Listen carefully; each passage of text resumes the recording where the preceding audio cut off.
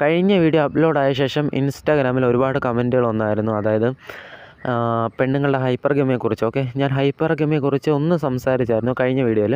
അപ്പോൾ ഇതെല്ലാം പെണ്ണുങ്ങളുടെ കുറ്റമാണ്. പെണ്ണുങ്ങളെ ഒരു പാഠം പഠിപ്പിക്കാൻ എന്ത് ചെയ്യണം, പെണ്ണുങ്ങളെ ഗിൽറ്റി ആക്കാൻ എങ്ങനെ അവരോട് സംസാരിക്കണം, അതായത് ഹൈപ്പർഗമിയെക്കുറിച്ച് അവർക്കൊരു ഗിൽറ്റ് തോന്നണം, അതിനെങ്ങനെ സംസാരിക്കണം എന്നൊക്കെ പറഞ്ഞ് കുറേ മെസ്സേജ് വന്നു.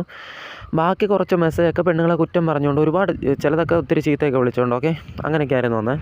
അപ്പം ഞാൻ ഇന്ന് ചെയ്യുന്ന വീഡിയോ ആണുങ്ങൾക്കും ഇഷ്ടപ്പെടത്തില്ലെന്ന് എനിക്ക് നല്ലപോലെ അറിയാം. ഓക്കെ, മനസ്സിലായി. അതായത് സത്യം പറയുമ്പം ആണുങ്ങൾക്കും ഇതുപോലെ തന്നെ. ഓക്കെ, ഞാൻ പറഞ്ഞുതരാം, നിങ്ങൾ ശ്രദ്ധിച്ചു കേട്ടോ. ഒരു പെണ്ണ് അവളെക്കാളും ഒരുപാട് മേലെ ഉള്ള ഒരു പയ്യനെ എടുക്കുന്നത് തെറ്റാണെങ്കിൽ, ഒരാണ് അവനേക്കാളും ഒരുപാട് താഴെയുള്ള പെണ്ണിനെ അവോയ്ഡ് ചെയ്യുന്നതും തെറ്റാണ്. ഓക്കെ, ഞാൻ സിമ്പിളായിട്ട് പറഞ്ഞുതരാം. നിങ്ങളൊരു പിച്ചക്കാരിയെ കെട്ടത്തില്ല. ഓക്കെ, പറയുന്നത് ശ്രദ്ധിച്ചു കേട്ടോ, ശ്രദ്ധിച്ച് കേൾക്കണം. അതായത് നിങ്ങളുടെ സങ്കല്പത്തിലുള്ള ഭാര്യയ്ക്ക് ഒരുപാട് ഗുണങ്ങൾ വേണമെന്ന് നിങ്ങൾ പറയും. ഓക്കെ, അവൾക്ക് ഇടുപ്പ് വരെ മുടി വേണം, എൻ്റെ അമ്മയെ ജീവന് തുല്യം സ്നേഹിക്കണം, എൻ്റെ അമ്മയെ നല്ലപോലെ നോക്കിയാൽ മാത്രം മതി, എനിക്കത് മാത്രം മതി, അവൾ വേറെ ഒന്നും എനിക്ക് വേണ്ട, അവൾ സൽസ്വഭാവമായിരിക്കണം, കാര്യബോധം വേണം, വിർജിൻ ആയിരിക്കണം. ഈ 5 ക്വാളിറ്റി ഉള്ളൊരു പിച്ചക്കാരിയെ ഞാൻ കാണിച്ചു തരാം, നിങ്ങൾ കേട്ടോ. അപ്പോൾ നിങ്ങളെക്കാളും ഒരുപാട് താഴെയുള്ള പെണ്ണിനെ എടുക്കത്തില്ല. ഓക്കെ, അതിൽ തെറ്റില്ല. പക്ഷേ ഒരു പെണ്ണ് അവളെക്കാളും ഒരുപാട് മേലുള്ള ഒരു പയ്യനെ ആഗ്രഹിച്ചാൽ അതെന്തോ വലിയ മഹാപാപമാണ്. നിങ്ങളുടെ ഫിലോസഫി ഇപ്പോൾ മനസ്സിലായോ? അതായത് ഇങ്ങനെ പറയുന്ന ആളുകളുടെ ഫിലോസഫി മനസ്സിലായോ? നല്ല അടിപൊളി ഫിലോസഫി അല്ലേ. അവന്മാരൊരിക്കലും ഒരു പിച്ചക്കാരിയെ സ്നേഹിക്കത്തുമില്ല. ഓക്കെ, അവന്മാരെക്കാളും ഒരുപാട് താഴെയുള്ളതിനെ അവന്മാരെടുക്കത്തുമില്ല. ഒരു പെണ്ണ് അവരെക്കാളും മുകളിലുള്ള ഒരാണിനെ ഇഷ്ടപ്പെട്ടാൽ അത് കുറ്റവുമാണ്. അടിപൊളി ഫിലോസഫി അല്ലേ, നല്ല സൂപ്പർ ഫിലോസഫി അല്ലേ. നിങ്ങൾ അറിഞ്ഞിരിക്കേണ്ട കുറേ സൈക്കോളജി ഉണ്ട്.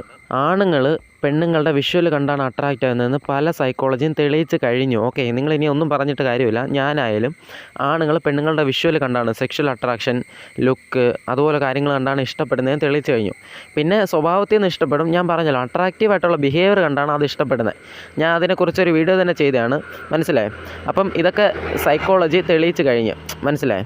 അപ്പോൾ പിന്നെ ഞാൻ പറയട്ടെ, പെണ്ണുങ്ങൾ പൈസ കണ്ട് ഇഷ്ടപ്പെടുന്നു, നിങ്ങൾ വിഷ്വൽ കണ്ട് ഇഷ്ടപ്പെടുന്നു. ഓക്കെ, പെണ്ണുങ്ങൾ അവളെക്കാളും ഒത്തിരി ബെറ്ററായിട്ടുള്ളതിനെ ഇഷ്ടപ്പെടുന്നു, നിങ്ങളെക്കാളും ഒത്തിരി താഴെയുള്ളതിനെ അവോയ്ഡ് ചെയ്യുന്നു. ഇത് രണ്ടും തെറ്റല്ലേ? ഓക്കെ, അപ്പോൾ ഇത് ഒരിക്കലും നമ്മൾ മനഃപൂർവ്വം ചെയ്യുന്നതല്ല. ഇപ്പം നിങ്ങളോട് നാളെ പെണ്ണുങ്ങൾ വന്ന് നിങ്ങളെ ചീത്ത വിളിക്കുവാണ്, നിങ്ങൾ പിച്ചക്കാരി എന്തുകൊണ്ട് കിട്ടുന്നില്ല എന്ന് പറഞ്ഞ് പെണ്ണുങ്ങൾ ഇതുപോലെ വന്ന് പറഞ്ഞാലോ? മനസ്സിലായോ? അപ്പോൾ ഇത് നമ്മൾ രണ്ട് കൂട്ടരും ഇത് അറിഞ്ഞുകൊണ്ട് ചെയ്യുന്നതല്ല. എവല്യൂഷൻ പരമായിട്ട് നമ്മൾ സബ് കോൺഷ്യസ് ആയിട്ട് നമുക്ക് കിട്ടിയത് ഏറ്റവും ബെസ്റ്റിനെയാണ് തിരഞ്ഞെടുക്കുന്നത്. ഓക്കെ, ഞാനൊരു എക്സാമ്പിൾ പറയാം.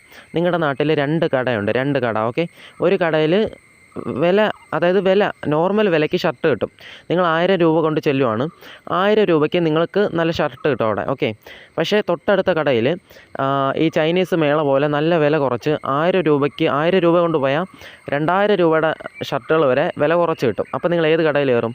രണ്ടാമത്തെ കട കയറിയിട്ട് കിട്ടിയത് വെച്ച് ഏറ്റവും നല്ല ഷർട്ട് നോക്കി നിങ്ങൾ എടുക്കും. അപ്പോൾ ഈ ഒന്നാമത്തെ കടക്കാരൻ നിങ്ങളെ കുറ്റം പറഞ്ഞാലോ?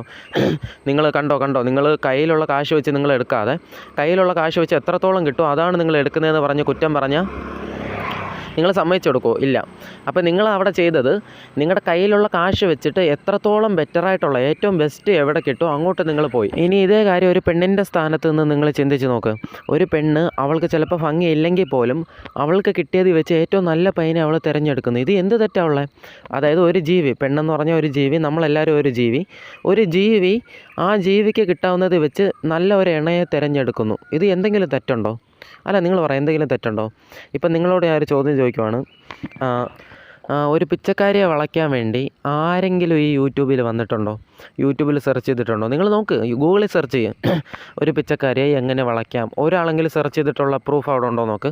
ഒരു പിച്ചക്കാരിയെ എങ്ങനെ വളയ്ക്കാം, പിച്ചക്കാരിയെ എങ്ങനെ ഇമ്പ്രസ് ചെയ്യാം. ഓക്കെ, നിങ്ങൾ റോഡിൽ നിൽക്കുവാണ്, ബസ് സ്റ്റോപ്പിൽ നിൽക്കുമ്പോൾ ഒരു പിച്ചക്കാരിയുണ്ട്, ഒരു ഭംഗിയുള്ള പെണ്ണുണ്ട്. ഓക്കെ, അപ്പോൾ നിങ്ങളുടെ ബയോളജിക്കൽ മൈൻഡ്, അത് നിങ്ങളുടെ കുറ്റമല്ല, നിങ്ങളുടെ ബയോളജിക്കൽ മൈൻഡ് നോക്കുന്നത് കിട്ടിയത് വെച്ച് ഏറ്റവും നല്ല ബെസ്റ്റ് മേറ്റ് ആ ഭംഗിയുള്ള പെണ്ണാണ്. മറ്റേ പെണ്ണിനെ നിങ്ങൾക്ക് ഇമ്പ്രസ് ചെയ്യണമെന്നും തോന്നത്തില്ല, അതിനൊരു പെണ്ണായിട്ട് പോലും നിങ്ങൾ കാണത്തില്ല. സത്യം ഞാൻ പറയുക, നിങ്ങളൊരു പെണ്ണായിട്ട് പോലും ആ പാവത്തിനെ നിങ്ങൾ കാണത്തില്ല. സത്യമല്ലേ? അതായത് ഒരു 20 വയസ്സുള്ള ഒരു പിച്ചക്കാരി, നിങ്ങൾക്കൊരു 20 വയസ്സുണ്ട്, 20 വയസ്സുള്ള ഒരു പിച്ചക്കാരി നിങ്ങളുടെ മുന്നിൽ വന്ന് നിന്നാൽ ആ പാവത്തിനെ നിങ്ങളൊരു പെണ്ണായിട്ട് പോലും നിങ്ങൾ കാണത്തില്ല. ഓക്കെ, മനസ്സിലായി? അവൾ നിങ്ങളെ നോക്കിയാൽ അത് തെറ്റ്, അവൾ നിങ്ങളെ നോക്കി ചിരിച്ചാൽ അതും തെറ്റ്, അവൾ നിങ്ങളുടെ അടുത്ത് വന്ന് ടച്ച് ചെയ്താൽ അതും തെറ്റ്. ഓക്കെ, അതായത് നിങ്ങളൊന്നിനും, അതായത് എന്ത് ചെയ്താലും, പിച്ചക്കാരി എന്ത് ചെയ്താലും തെറ്റ്.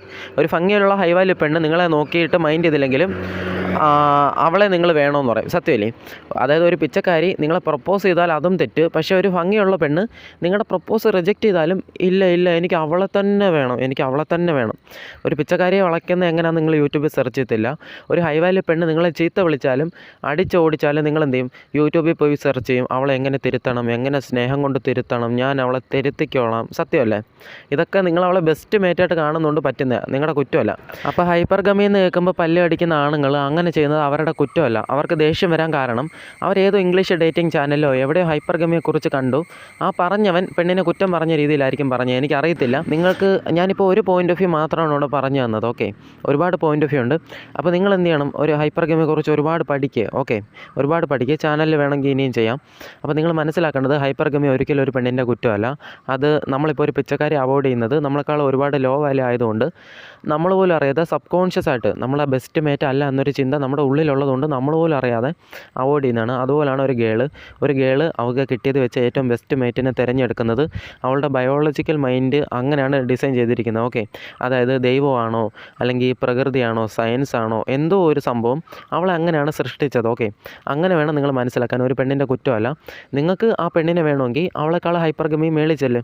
നിങ്ങൾ ഹൈ പൊസിഷനിൽ ചെന്നാൽ ഉറപ്പായിട്ടും നിങ്ങളെ അവളും ഇഷ്ടപ്പെടും. ഓക്കെ, ഇങ്ങനെയാണ് നിങ്ങളത് മനസ്സിലാക്കേണ്ടത്. ഓക്കെ.